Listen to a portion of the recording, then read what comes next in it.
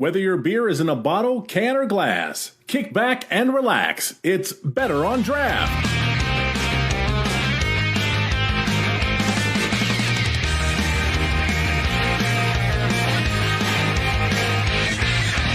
Welcome, everybody, to episode 313 of the Better on Draft podcast. My name is Ken. Thank you so much for joining us on a Friday night, especially if you've been joining us for the past 7.5 years. We truly do appreciate each and every one of you. Let's go around and see what everybody is drinking, starting with Wendy. Wendy, what do you got over there? Well, in honor of International Women's Day, I have the Drop Dead Diva from Supernatural. It was originally a brew that we collaborated with them on. The Divas, Detroit Draft Divas did. So it's their coffee stout, not a stout, but whatever. Coffee ale, it's their white stout. And for you, Daniel? I have got a AleSmith Speedway Stout, starting off nice and hard. And, of course, one of my Scottish export. Have those come in cans before, or is that something new? Because I've always remembered them in bombers. It's been in cans at least for quite a while, as long as I can remember. So, I guess I think we just got it here in bombers. Yeah, that maybe it's a distribution thing where only here in Michigan we only get bombers or big tall cans. For myself, I have got a Schlafly Kolsch, and I am going to be washing it down with one of the few cans that hit enough from Dan during episode 300, Flying Buffalo Salted Caramel Pecan from 2020. He didn't crack them all? He did not crack them all. Yeah, I left a lot of the smaller cans in that. So that was a great event. Go check out and listen to episode 300. Me, Dan, and Nick had a reminiscent episode with our guests from episode 200 and episode 100. That is Aaron Langtot, Eric Brigham, and John Piepenbrock, the famous John Piepenbrock. Everyone here in Metro Detroit, if you've been in the industry, does have a John Piepenbrock story. So maybe if you're bored and you want to type it in the chat tonight, go for it. But I want to start the discussion a little bit with you guys, as we've talked about this so many times on the show, almost ad nauseum. And I want to kind of cut it down once and for all. Now, I was doing some research, and if you go to Google, the first thing you come up with is in 2013, that's when everyone was kind of getting hectic about the craft beer bubble. We've talked about it on this show so many times. We're like, what's going to do it? Is it COVID that's going to do it? Is it seltzers? Is it hard sodas? We've talked about it last week. But I am here to say that I think there is no craft beer bubble. I think there is no way for, no way to kill it. There's still too many people out there and many new drinkers every single year looking for beer. Looking for different styles of beer, looking for different flavors and different flavor profiles. So I am here to state confidently that we do not and will not have a craft beer bubble while I am alive. I'll put that caveat on there. So at least statement. Got another 10 years in it. So I checked out videos, and this isn't even like just the United States. Like if you look in 2013, there's a lot of people in Australia and in Canada. If you just go to YouTube and you type in craft beer bubble, or you type it in Google and look up the news, you get CNBC articles, you get CBC articles over in Canada. Do you guys think, and I'll start off with this first question, very simple, there is anything that can kill craft beer, in the next 5 to 10 years? And it might be something that could happen. It might be something that is happening now. It might be, the return of macro. Like, what do you think could kill craft beer in the next 5 to 10 years? I mean, Prohibition 2.0 could do it. Are you looking for a real answer? Or are you just looking for anything that could actually do it? I agree. A nuclear war could kill it off. Let's go with, one, I don't think we're going to have prohibition here in the United States ever again. Of alcohol, I should say. We do have prohibition of plenty of other things, but of alcohol. But yeah, let's take out geopolitical reasons. Do you think there is anything that could, any product, any change, like, you know, the change in the world, like as the world is getting a little bit healthier, more healthy options are starting to come out and fill that area. What could potentially hurt craft beer today or in the next 5-10 years? Like, what could be something that could really damage the industry of craft beer? I mean, taking the ridiculous points aside that I made, still going that similar type of path. I think a bad recession could put a lot of these companies out of business. If that happens, you're not going to see bailouts like you did for COVID. So a lot of these are just going to end up going under and just be gone once that takes place, if it takes place ever. That's not a... No, I don't think that's a ridiculous comment. I don't think that's out there or crazy or anything like that. I mean, when you look at 08, 09, when craft beer kind of was there, but there wasn't really any, like, I don't think we really saw, and I'll have to look because we do have the true numbers of open and closed breweries during that time. If there were a lot of breweries in Michigan or in the U.S. that closed at that time. So, yeah, I agree with you. I mean, we were talking about it when COVID first started, and I thought we were going to lose half the breweries just like that because they couldn't hit a recession. But PPP loans were a lifeline for a lot of them. Exactly. I don't think that would exist if all of a sudden, like an 08 type of recession hit. Now, don't take this the wrong way. That's most likely not going to happen. I know there's people out there screaming that we're already like years into one, but honestly, if something that bad happened, people aren't going to be able to go to your local brewery. The bigger ones would survive. So, you know, the macros would survive. The bigger craft beer makers would survive. It's the local ones I think would end up going under. Do you think, let's use the theory of recession for a minute. Do you think that breweries would go on a spending spree to attempt to pick up recipes, labels, brands, breweries themselves? Or do you kind of think these breweries are, you know, gone to the past? Are you talking like breweries that are still surviving? Yeah, picking up the old ones? Yeah, let's say let's use a craft brewery that's big but not too big. Let's say New Holland. New Holland's, you know, near the top 50 of craft breweries. They're not to the size of Bell's or Founders, but they're still a decent size. They have their own distillery. They have multiple restaurants. Where would you sit? Well, first of all, where would you put New Holland on that side? Do you think they are a stayer or a seller or a dyer? Well, New Holland's, aren't they the biggest independent brewer in Michigan? Yes, they are. If I'm not mistaken. I mean, they're on that side that would stick around. They're nationally distributed, at least for most part of the country. I don't think they're going anywhere. Not even nationally distributed. They also they're so diverse in what they're offering. Yeah, I think that they'll manage to survive no matter what because something is going to pick up the slack. Yeah, but what I'm referring to are the breweries like, think about like the Northern Michigan ones, like Five Shores, something like that. Your small local brewery would probably go under if the money isn't there for people to spend. I could see a brewery like New Holland buying something if they have a recipe they think they could take nationwide, but I don't think if the money isn't coming in and it's lower for them too, they're not going to go on a spending spree and buy out breweries that are going under. They could hire the brewer from a place like that and make something similar. Let's bring in Nick real quick because I want to see what he's drinking. Nick, what do you got? Nick, you're muted. Come on, man. It's 2023. Yeah, I know. Three years. It's, you know, I learned something new today. It was 3 years to the date that the first American COVID case was reported. So, oh wow, food for thought. I am drinking a Fudgy Kruger from Big Lake. Perfect. Now, I want to go back because Dan's got me in such a thought experiment right now. Like, what would happen? What's going on? And I want to continue and kind of bounce it off.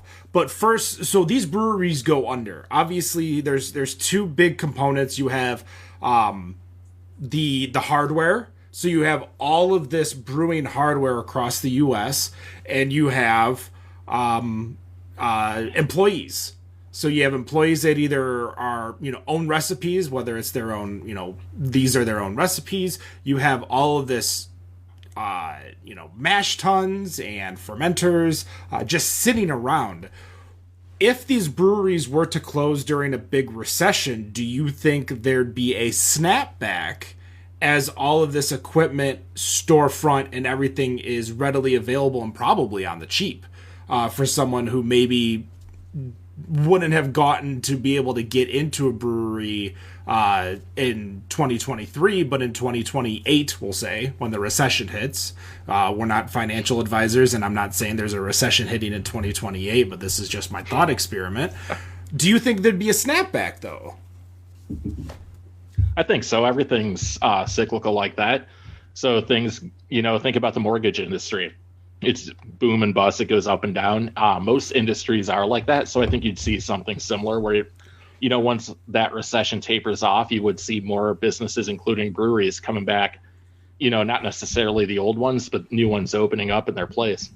Now, Nick, the commentary that I'm making right now is that I do not believe there is a craft beer bubble anymore. I do not believe that anything will kill the industry, and I tasked Dan and Wendy, which we'll get to Wendy here in a second. I tasked Dan and Wendy to come up with some things that could actually kill the industry. Because we have said the craft beer bubble is because there's too many breweries, because there's too many, not enough tap handles, there's not enough shelf space, there's competition from seltzer and hard soda and now RTDs, and all of these things have come up against craft beer, and craft beer always seems to kind of bite back by adapting and doing things. But I want to bring it to Wendy before I bring it to you. Wendy, do you think there is anything that could, I want you to change my mind, could kill the craft beer industry or pop a bubble or something like that? I'm not going to be able to do it because I agree with you. One, I think craft beer fans are very resilient and they will do whatever they can to support the people in the industry. Yes, we might see some of the breweries disappear, unfortunately, but I don't think that is necessarily going to be because they're bad at brewing. It might be just a business thing. I think all these things that get thrown at us, we figure it out. We figure out a way to diversify. Like when the seltzer thing started coming in, we started seeing more brewers do seltzers. The health thing come in, we're starting to see more brewers do NA beers and lower calorie beers. Like it's a versatile industry, and they just kind of roll with the punches.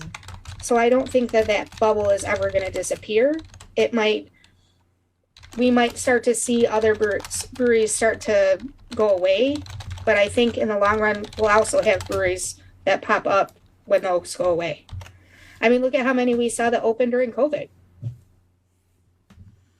Yeah, the COVID openings have been not even hit or miss. Like all of them have been opening. All of them are still open. We didn't have any quick turnarounds of like open to close. Obviously, there are a couple breweries. I remember talking about a brewery, I believe Ironbark, or it was a brewery in Battle Creek that was going to open during COVID. And they had all their beer brewed, and their opening date was like April or May. And they had all this beer ready to go for a grand opening that they couldn't do, so they had to just sell it off a growler at a time. The ability to adapt and adjust within the industry is just too... We have asked a lot for them as a consumer, and they have adapted every single time. Every time. And you have all of these other breweries, like Dan, what's the brewery that's opened up their brewery to contract brewing? Is that Pizza Port? Oh no, you're talking about the one I brought up here? Yeah, that's Sun Up. No, I'm sorry. No, I'm sorry. You're talking about out in San Diego. That was the... Oh my God, was it not the brewery? I'll think of it in a second. I'm sorry. Yeah, so being able to brew other people's beers, or if you look at what Sierra Nevada did recently, which is purchase a energy drink company. Like they put a huge investment into an energy drink company. So organizations like that have a lot of space to fill, like a Shiner, like the amount of beer that comes out of Shiner, if they need to adapt to something, they have the ability to adapt to something else. But Nick, Dan says a recession. Wendy says she agrees with me. What are your thoughts on something that could actually kill the craft beer industry? Because I agree with Dan. I think a recession could do it. But other than that, I'm not really seeing anything else. I agree with a recession. I'm trying to think of just, what's currently happening or what we've covered on this show that's had impacts on the brewery industry. Let's talk about some of the most recent ones. We have the can shortage. That's one thing, but I don't know if that'll kill an industry. I think they'll struggle for a little bit, but I don't think that kills an industry. To Wendy and to, all three of yours point, the craft beer industry is extremely resilient to changes of anything that happens on the outside. And we've seen that, especially during the pandemic, where people were thinking outside of the box to not only generate revenue, but to sell more beer and get more beer out to the consumers. So I don't know if I don't think that'll do it. I think it'll put a wrench in the spokes, if you will. There's a CO2 shortage. There's that, but we've heard about it, and really hasn't a whole lot's come out of it since, not to my understanding. It's been kind of quiet there. So I don't know if that'll do it. I think, and I'm just spitballing here, I think the only thing that would, quote unquote, kill the industry, or at least take a significant hit to it, would be some bigger breweries eating up the little folks, which you don't even see a lot of those happening all that often either. When was the last time any of us, out of the big brewers in the world, and I'm not just limiting it to the United States, in the world, I'll open up to the whole globe, how many times do we hear about big breweries eating up the small guys? It comes up, but it doesn't come up very, very often. And by the time hold on, I just want to finish this point. By the time they eat up one of the little guys, 10 more open. That's how fast they open. And we saw that during a global health crisis. We had Loaded Dice. We had the one in Chesterfield that we had on, one of the very first ones we had. Arctic Circle. Arctic Circle, thank you. Arctic Circle. And I know I'm missing a whole bunch of others, but those are the first two that come to mind right at the height of a global health crisis, and they came out of it just fine. And so that would be the only way that I would see killing an industry. But again, by the time one gets eaten up or two of them get eaten up, 10 to 20 more open. And we were seeing them open up all throughout the last 3 years now. And yeah, so I think recession is probably the only thing that would do it. But I do agree, when one does fall because of financials, I think others will open because they see it as an opportunity. When maybe they didn't have the capital to invest, now they have it because it's at a cheaper price. I see that happening. So what one person spoils is another one spoils is another one's riches, I would say, or whatever the saying goes. So that's kind of I kind of see both sides, but I think it'll take a lot for it to kill an industry. Can I just say too, the craft beer industry, yes, we talk in, we've got the big ones like the New Hollands and the Bells and that size, but we also have your local craft beer pubs and the Supernaturals, the locals that you go to that aren't distributing, they're there to serve their community. Mm-hmm. And I think that's really what the heart of the craft beer industry is. is that it's your local pub, that you're going to support the people that are there in your neighborhood. And those guys aren't going to go away. Unless they're doing something poorly with their business, they're probably not going to go away, because we're still going to go there and support them, because I would rather buy beer made by the guy not down the street from me than from Anheuser-Busch or Miller. But that's just my opinion. Here's where that comes into play with the recession. All of a sudden you're at a 10% or higher unemployment rate. It's not like you're going to go buy that beer. It's you can't afford to, because all of a sudden you're out of a job with millions of other people where it's struggling to get a job. You don't have the money to spend on craft beer because you need to put the few funds you're getting towards, your overhead, keeping your house up and running, keeping yourself in a home. That's what'll put those out of business. I'd agree with that, Dan. I think there are a lot of local breweries that don't necessarily rely, that don't distribute, that don't rely on the locals to generate revenue. This is a weird example, and I'm not sure if there's many examples like this, but when I was on vacation last week in the Keys, and two breweries that they don't distribute, at least they don't, not outside of Florida, I don't think, but I had beer from these two breweries, Florida Keys and Funky Buddha, and I wish they distributed to Michigan. And I would be willing to bet, because every tourist attraction that I went to in the Keys had both of these breweries of beer, these two breweries, and they were spotlighting them all the time. And I'm a tourist, so tourism might help might get through a recession very, very easily, especially if they don't distribute, at least not outside of their home state, maybe within the confines of the region at the very, very most. But, I'm down all the way down in Key West at this point, and I see these two breweries everywhere I went. Every place had either Funky Buddha or Florida Keys Brewing, either on bottle or on draft, at every bar or restaurant that I went to for 9 days straight. And we went to a lot of restaurants over the course of that time. So maybe you don't necessarily need to rely on the locals. If tourism is really, really big, yes, the recession, you might not see as much tourism, but I think that might be able to get people to ride through if they can afford going on like a vacation or something like that. So I don't know about the Keys Brewery, but the Funky Buddha is actually owned by Constellation Brands. They bought them out. I think it was 2010, 2015. That I did not know. That's how they get you. Yeah, Nick. I do remember that. I guess so. Well, they got me. How they get you. I was there before. They got me, man. Before they sold, but they got me. I was hook, line, and sinker on their their wheat beer, the Floridian wheat beer, man. That was some good stuff. Actually, out of all the beers I had down there, it was not a single bad one the entire time.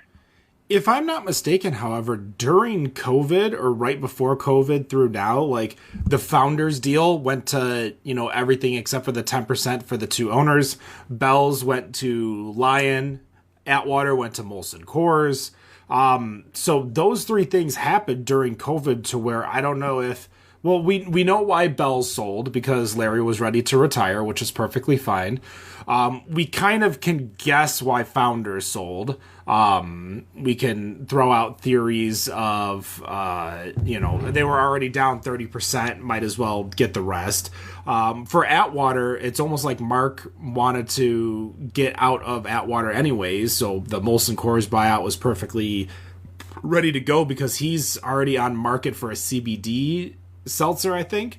So there's a lot of reasons why these breweries sell other than the fact of just quote unquote selling out.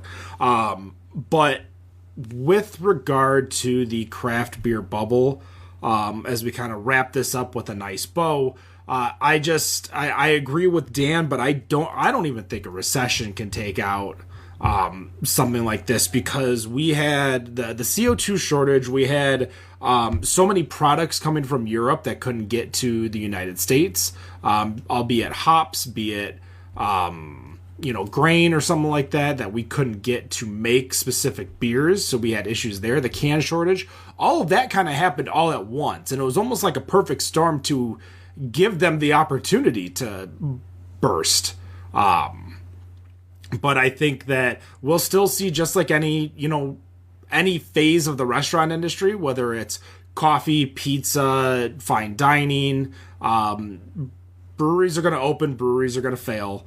Breweries, I don't think any of these will fail to the level of restaurants, just because we don't see a lot of turnover as fast as, say, Shipwreck did. Shipwreck, I think, was like a speed run on how fast you could open and close. That's poor management. Yeah, but that was like 9 months. But that's my kind of thoughts and theories. As we're having a more relaxed episode today here in the Better on Draft world. Dan, what do you want to talk about today? You know what we should actually talk about is, and I don't know if you're planning on talking about this later, let's talk about our little contest coming up here. Yes, March Draftness. Yes. I am not repping one of the contestants. I do have a nice brand new Red Line Brewing shirt, compliments of Red Line Brewing when I went there a week and a half ago. But yeah, we have the March Draftness, 64 breweries, meaderies, and cideries. This is, as I have to make sure I remind people when I talk about it, an opt-in competition. All breweries need to sign up for it. The reason for that is that we want to have a keg party at their brewery for the winter. And we can't just kind of show up and do it without permission from them. Yo, let me buy a keg of beer. Yeah, buy a keg of beer and then just give it away here. Show up unannounced. Exactly. So that's why there's only 64 allowed. All previous winners have been retired. So Copper Hop, Baffin, and Brewery 424 are all retired. There's going to be something we're going to do with them later and in maybe a couple years, but stay tuned for that. But that's why there's only 64 breweries. That's why your favorite brewery probably didn't make it on the list. I already had, even with a long explanation, somebody on Reddit was just like, they read it after the fact. They're like, where's Ascension? Where's Holmes? Where's Waxwings? Where I'm like, calm down. Oh boy. He retracted his comment after he's like, oh, I commented and then I read. But yeah, so we have 64 coming in. We have Austin Brothers not in the bracket this year. Biggest upset, I think. Disappointment, I should say. They reached out and said that they wanted to pass this year, take a year off and enjoy life, I guess. Retire for a minute, maybe come back next year. But we have 64 breweries. They're segregated into 4 geographical territories. And then they are ranked simply based on Facebook follows. Voting will start March 13th, but the bracket competition is up right now. Check the show notes for how to sign up the bracket competition. The person with the most points gets a $100 gift card to a brewery of their choice. Has to be one of the 64 breweries. And second, if you have the most picked wins and you don't win, you get a $100 gift card too to a brewery of your choice of the 64. With that, the winning brewery will get a keg party, as we kind of mentioned, where we're going to show up, we're going to buy a keg, give out a beer of their choice, 144 pints, 1 pint at a time. What am I missing, Dan? I think that's everything. Voting is a lot shorter this year. Yes. 3 days. Great part about that. 3 days per round instead of 6. No, you covered it all. The reason I wanted to talk about this, I don't know about you guys, I'm actually kind of excited about it this year. There is not the dominant brewery you can pick out. And if anyone listening to this has an issue with anything I say, remember, it's my opinion. You can always message me directly if you have an issue with my opinion about that. You don't have to go cry to the teacher. Damn. Anyways. You're about Just saying. To shoot some fudge. I need to turn the record. I mean, the record button is on, but I don't have the mute Just button. saying. I don't have a mute button anymore. I'm easy to find. My opinions are my own, but I am kind of disappointed that Austin Brothers are not in. I really did have them pegged to win this year if they were. I'm really curious to what everyone's opinions are. And again, these are our opinions. What do you guys see shaking out in this contest? I'll tell you what I think. I really think this might be the year Odd Side actually pulls it off. With them being in the North, I think they're almost a lock. to come out of that division. Who knows? We saw what Hopside did last year, making it up until they ran into Austin Brothers, but there's not a lot of other competition in there. I think that's going to put them in the Final Four and put them through to the win. There are two things that are important to these breweries. One is, commenting, posting on their website, hey, go vote here. This is how you vote. Explaining to people how to vote, because after doing this for 6 years, people still don't understand how to do the voting. We will have a video explaining everything on each post too. Instructions, like video instructions on how to actually do this. It actually got viewed a couple thousand times last year. So all right, it was a standard work instruction. Is that what we're calling it? I showed how to do it on a phone, how to do it on a computer. Did you show how to do it on Android and iPhone? Android, because it's the same. Okay. I think. I don't know. What about BlackBerry? Did you have BlackBerry instructions? No, but I did have a Blackjack. If you ever used the old Blackjack cell phone. I thought you were talking about the old Magic Jack for a second. If you remember that, I remember that. I don't, and I used to sell cell phones, so. Now the North region, as I'm looking up the bracket right now, the North region, I think you are right that Oddside is going to have a pretty not easy, but a pretty straightforward walk into the area itself. I think there's going to be one person or one brewery in that that will be tough, and you're gonna look at me strange. I think Barrel and Beam will be one of the harder competitors for that North region. The reason I say that is that they have a handful of salespeople who are on their team who are already well known within the craft beer community, have a following themselves prior to even joining the sales team, to where I think they can rally the troops on top of just posting for Barrel and Beam. I guess it really is depending on how into these breweries are into this and trying to get the win. I mean, I guess if Oddside didn't put anything behind it and just was in this, I mean, they went out pretty early last year, if I remember. So who knows? Like, they're going against Hopside. We saw Hopside rally the Northern Michigan people. Yeah, they make it to the Elite Eight. They eked out Right Brain that one year. Yeah. Which was the year they were able to, well, the first year, but the year they were able to truly kind of make a good run for it. I do see Barrel and Beam in there, but you're right. It's all based on how brewers want to do it, and there's so many more competitions too out there. Like, we're not the only bracket brewery competition, and your timeline's going to get flooded as it has already, probably with the Hop Passport bracket. I'm sure if Detroit Free Press does a bracket again this year, they're going to have one. Maybe the MI Brew Trail has one. Like, we're not going to be the only one. But that's why I think a lot of people still do really well within our brackets in March Draftness, is because it's all opt-in. We don't just throw you in there and hope you share it. Like, they all know what's going on. They all know when each round is. They all know how it goes. So that's my thought. Like, from that North region, I think Barrel and Beam and Oddside will be one of the two. I think the not the dark horse, because I think Ogma is going to be the force to mess with throughout the entire bracket itself.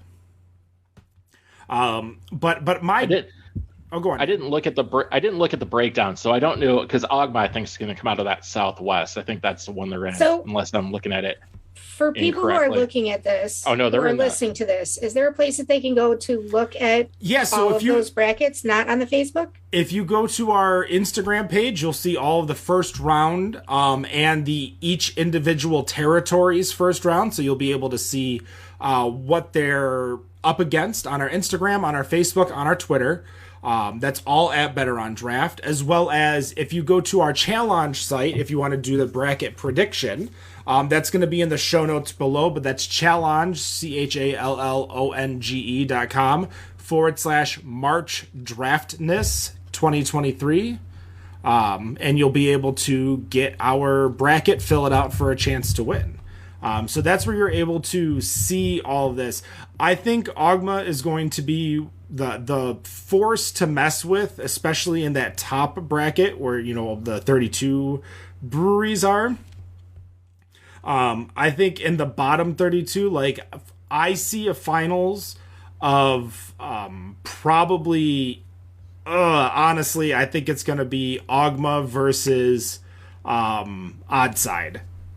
I'd have to look at who Ogma would go against in the Final Four. I don't have the bracket up in front of me. Which division would they face off against? So Ogma in the Final Four would face off against the East region.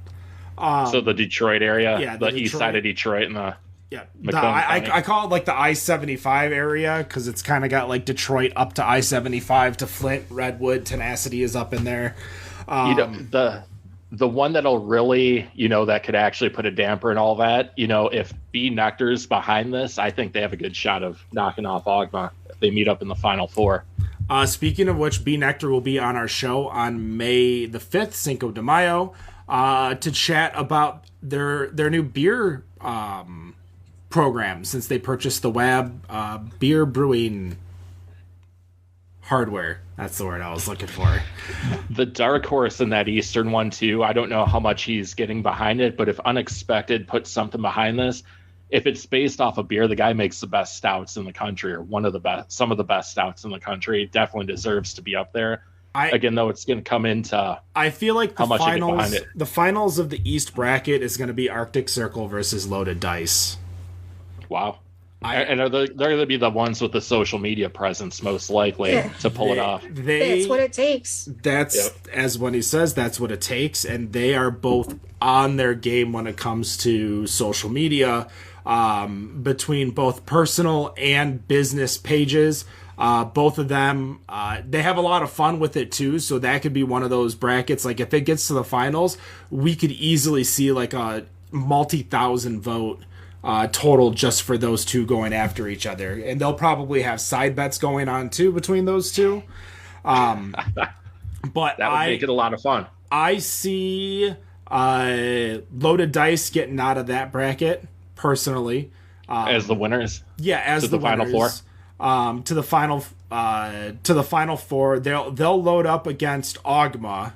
And I think that'll be another big fight too. But I think the other side on the Final Four is going to be, as I said, Oddside. And looking at that other area, it's gonna be, if they can get behind it social media wise, Broadleaf. They're in every contest. They're always up there. Yeah, their beer is so good, but I don't ever see anything about them on social media, which that is 100% the way to win this type of thing, is to get your people behind you, and you have to be on social media. You have to make a presence known, and you have to get your fans to support you. Yep. You have to get them to share. You have to get them to also share, like, how to vote. Not just ours, any of these. Yep. That's the way it works. I will say this now. I'm going to put everything I can behind Alpha Michigan Brewing Company, because it's the farthest away. Farthest away, yeah. Yeah. I Barrel Beam's not a bad choice either when it comes to that. I did my damnedest to reach out to UP breweries, even like Whiskey Point over in what's that island over in the northwest part of Michigan.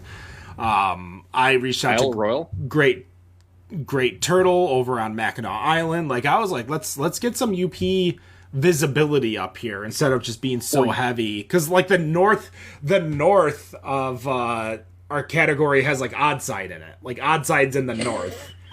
So yeah, the way I saw that shakedown was like, oh man, they're just gonna run through that. Unfortunately, simply because it's possible there's not enough people that follow these other breweries. For years, I had been reaching out to Brickside to try and get them in, and they never respond. Such like, it would be too. Have you been there? Yes. Man, that's somewhere I'd love to. It's just way too far away. It's like, who the hell can get up there?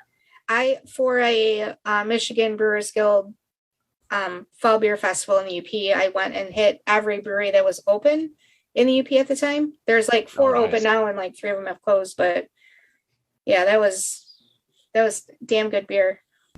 I'm excited. We're taking, I plan on taking a week, like a working week up in the UP, where we just drive up there, work from our hotels because we can do remote work, and then hit a bunch of breweries right before the beer festival on Saturday and drive home on Sunday. So it's a fantastic trip. Not a bad idea. So awesome. September in the UP, it's my favorite beer festival in the entire state. It's such a good time. Well, Dan, this was your topic. Anything else you want to bring up or talk about? Yeah, let's hear who everyone thinks is going to pull this off. We heard from you, Ken. Wendy, what about you? Who do you think is going to win? Oh, right now I have to say Agma 2 because that's the name that is on everybody's lips right now. Agma? Yeah, they're going to be up there if they don't actually win it. The Arctic Circle and the loaded dice thing, that's definitely, those names are also out there, but yeah, everybody I know is talking about Agma right now. And what about you, Nick?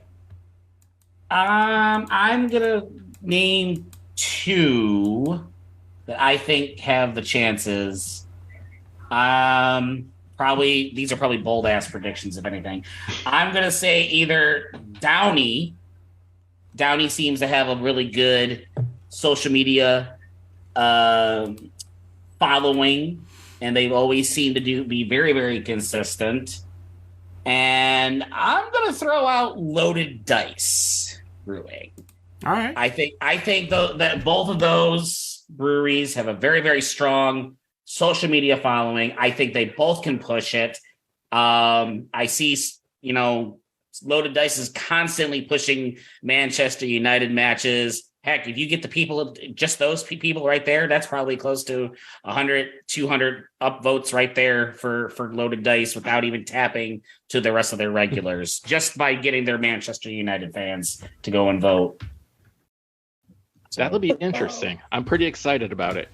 Me too. Voting starts on March 13th at 7 p.m. That's when the challenge bracket closes. It does not cost anything to get into the challenge bracket, so go ahead, take a shot. The worst that can happen is you don't win anything, and that's it. But the best that can happen, you can get a $100 gift card to a brewery, a Michigan brewery. So I implore you to go test your luck.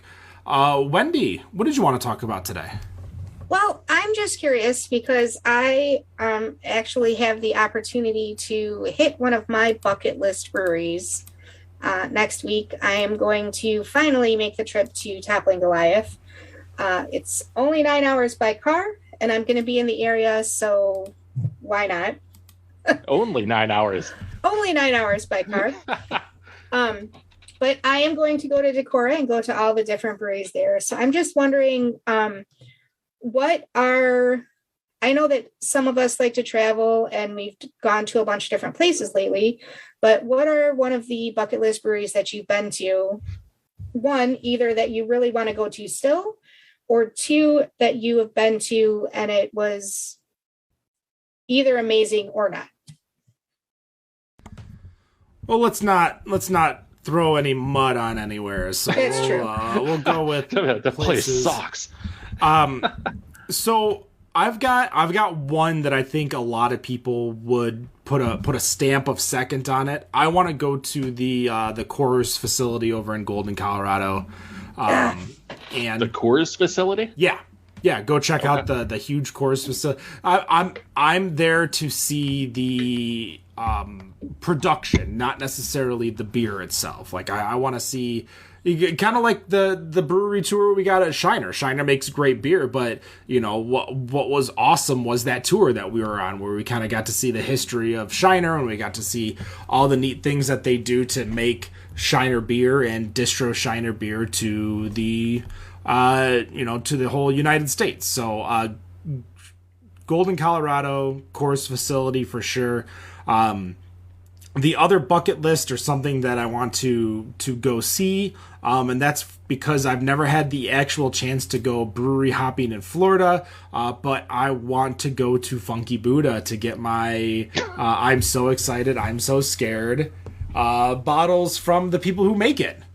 And I mean, like, Cigar City's Hunafu Day might be up there too, but that's definitely the two that I want to go to that I've never been to. I was this close to going to the Golden Coors tour when I was there last year, and they had an employee event, so they canceled the tours. I'm still very disappointed about it. But Dan, what about you? So the biggest ones I have been to as far as my bucket list, number one was Spot of Logic. Absolutely amazing. If you ever get a chance to go out there to do it, you need to. The ones I want to go to, or one I should say specifically, is Snake River up in Wyoming. Got to meet them, got to try their beer at the Craft Beer Festival, or Craft Beer Fest, the GABF is what we were at. My wife's been bugging me. She's like, you really should go to Jackson Hole and check it out. I'm like, why would I go there? She's like, go try their beers, see if they're good. That'll convince you to go. Well, sure as shit. They had one of the best stouts I've ever tried. So definitely get up to there in Jackson Hole and check that out, because otherwise I'd probably never go to Wyoming otherwise, and I hear it's kind of nice. So I do want to check it out. Nick, what about you? You guys are going to think I'm batshit crazy when I say this. We already do. Well, besides that, because the only brewery I've been to recently was Sherwood, right down the street, and that was probably pushing close to maybe a year now. I would love to finally get to, and I don't care if it's the one in Detroit or the one in Kazoo, I would love to finally go experience the Beer Exchange. It's not a brewery, but a brew pub, or just a bar. I have not gone yet. I don't know why. I get that. I know. You just never actually think about it when you're actually thinking about doing something like that. And that's the thing. You know, you're. I think we get so comfortable going to the places that are so close to us. And you know, with me, with a 2-year-old now, I don't like to be too far away from him, even though he loves to be away from me all the time. Take him with you. Oh yeah, that'll fly anyway. We get so comfortable going to the same places over and over again, and then you're like, oh well, it's all the way downtown, it's 45 minutes, it's like it's too much of a hassle. That's because you live in like the Arctic Circle. That's Arctic Circle. Yeah, I live across the river. Yeah, and he gets free parking over at the Z, and he still won't do it, and it's right around the corner. I know, right? Like, you can go get free parking, not have to potentially get a $45 parking ticket. No, man. I don't even park at the Z. I park where that's if you get the ticket and don't get towed. Yeah. They seriously tow for instead of just giving you a ticket and leaving now? Depends on how long you're there, yeah. Yeah, it depends. Yeah. There was a over in the Lafayette Park area, a Sesame Street showing, like it was a special thing that they were doing over by the water. So everyone at my old apartment was parking, but they all parked on the wrong side of the road. And it's like very obvious it's the wrong side of the road. And I saw, looking out my window, just tow truck after tow truck after tow truck after tow truck. And I'm like, these are people with like 2-year-olds and 3-year-olds and 4-year-olds. So shady. Oh no. And that's if it ends while the lot is still open, and they got to go pay like $250, $300 to get it out.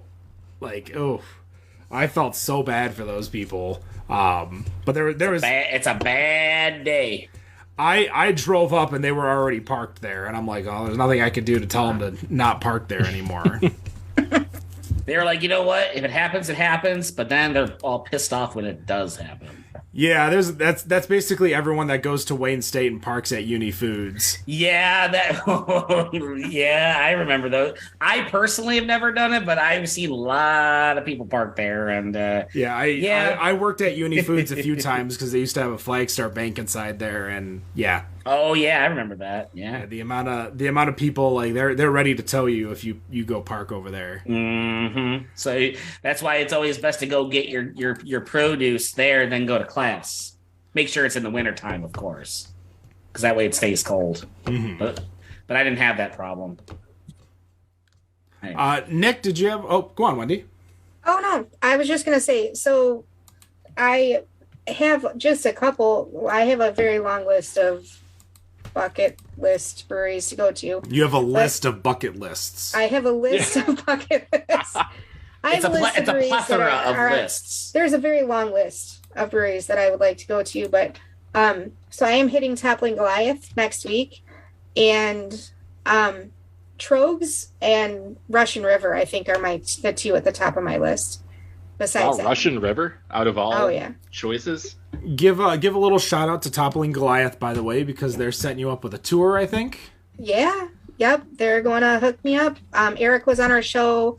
What was it? 2 years ago? 28 or something like that. Oh. Yeah. In 2020, he was on the show, and he's going to show me around. I'm really excited. Perfect. Well, we got a few more minutes before we take our break. Nick, is there a topic you wanted to bring up real quick? Have you guys been seeing, I mean, I know we talked about beer trends in 2023, but this is one that I see every time I'm on Facebook. I see more and more and more of this one style just popping up. And we do know that lagers are on the rise again. The Czech style lager. Have you guys been seeing a lot of this stuff popping up in social media a lot more? Nick. What? Nick, I love you so much like a brother. I do. What did I do? But we talked about this last week on the show. No, I know. But but we're seeing it more and more frequently. We are. I 100% agree. I'm sorry if I'm not as connected to the beer stuff as you guys are anymore. My apologies. Sue me. I don't know if I can. I don't know if you work enough hours here on the show to... Well, when I'm not working restoring customers' power. I know you've been busy as all hell with and on vacation. DTE and vacation. Yeah, you went at the perfect time. Yeah, you pulled a Ted Cruz and headed down to Key West. I did actually. I did pull a Ted Cruz. No, I'm just razzing you. Yes, the Czech style dark lagers are getting all over the every shelf that I see. I was drinking Table Talk last week from Arbor Brewing Company, and I cashed that 6-pack so fast that I need to go buy another one.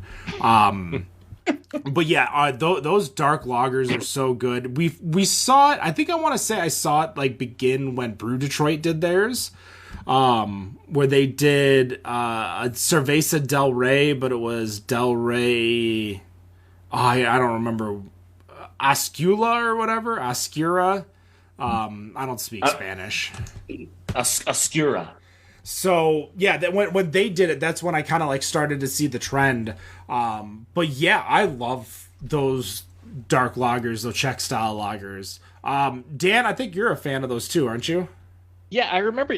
I didn't know what they were at the time. You mentioned it when we were at GABF. You were at the porch drinking thing, and you're like, they have all these Czech style lagers. I'm like, the hell is that? Oh, but yeah, that's these weren't even like dark lagers. They were that house that the porch drinking festival was on at GABF. I'm trying to think of the name of the brewery, but those beers were so good too, so clean, so crisp. They were almost labeled just simply based on gravity, like whatever the gravity of the beer was, that was the name you gave. Kind of like that cream ale house we went to, Dan, where there was 10 cream ales. But Huddle. Yeah, you're like, all right, do you want the tequila based cream ale or the rum barrel aged cream ale? I made fun of it till we tried them. Those are some amazing beers that they make there. But yeah, especially like the black ales, the dark lagers, that sort of thing. Yeah, I actually do enjoy those. It makes me want to go to Wolverine again to see what they got over there, because obviously Wolverine's Lager House is just such a killer brewery over there. And speaking of lagers, now I need to go see if Travis makes one over at Old Nation, because obviously he tricks magic with lagers too, and they've been doing a lot. They went to a beer festival and brought 0 IPAs. Wow. the home of M43, brought 0 IPAs to a beer festival. They brought I'd do the same thing. Rubicon. They brought Detroit Dwarf and 2 other things. I'd absolutely do that same thing. I'd be like, try something different.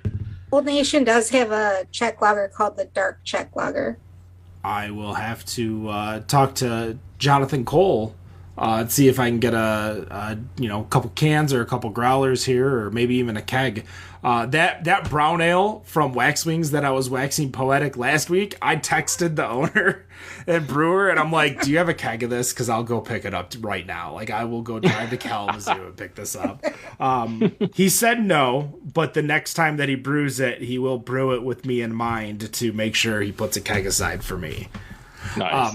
But what about you, Nick? Have you been drinking any? Have you been trying any, or you just been seeing them? I've just been seeing it more out and about. And when you're waiting for customers' power to be restored, and you have when you do have that downtime, that's where I'm seeing it. It's popping up on Facebook and all the other social medias. That's where I'm starting to see it more and more people just talking about it, buzzing about it. So the trend is right. It's just I did not see it as frequent before. Now we're seeing it almost in droves. It feels like.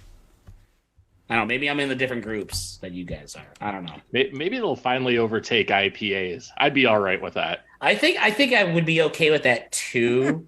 but Dan, I think both you and I think Ken and Wendy know that that'll never ever happen. Dan, no, honestly, think about. I think you have a better chance of World War III starting before the IPAs getting taken over. This is not a political show, but I'd be willing to stake some money on that too. Look at not Juice Force. The one before Juice Robinson, not Juice Robinson. Juice Robinson. It's the CJ Parker, the Voodoo Ranger beer, the juicy Voodoo Ranger that came out and became almost a top 10 craft beer over the past year. Like that, there's no stopping. I have admitted defeat. There is no stopping these IPAs. They'll just come up with a different version of IPA that is similar to a lager. Always. That's what the Let's be honest. IPL. The IPL. No, the cold IPA. All we have to do is call it an IPA and people will drink it. I want an alt IPA. Let's go. Alt IPA. My stout IPA. Stout IPAs. That is episode. Yeah, I'll go on, Dan. Remember Hop Stout from when we first started the show? Oh my god! Jesus, the maker of Fat Tire. I can't think New of Belgium. New Belgium. Yeah, there you go. There's your stout IPA. That is going to do it. Episode 313. If you're listening live, which we are live 7:15 p.m. Eastern, Friday nights, twitch.tv/BetterOnDraft, Facebook.com/BetterOnDraft. Join us in the chat, just like we had in the chat on Twitch today. We had a couple people join, a couple people follow. We appreciate you guys listening, following, subscribing. It helps us immensely. Go find us on all of our social medias, especially Facebook, folks. That's where March Draftness is going to be voting on. Facebook.com/BetterOnDraft. Voting starts at 7 p.m. That's when the votes or the photos start posting for you to vote on them. That is going to do it. If you're listening live again, stay tuned. We got the news segment right after this. If you're listening via the podcast, the news segment will get released Monday at 7 a.m. No matter what you think of your beer, we think it's Better on Draft. Have a good night. Peace.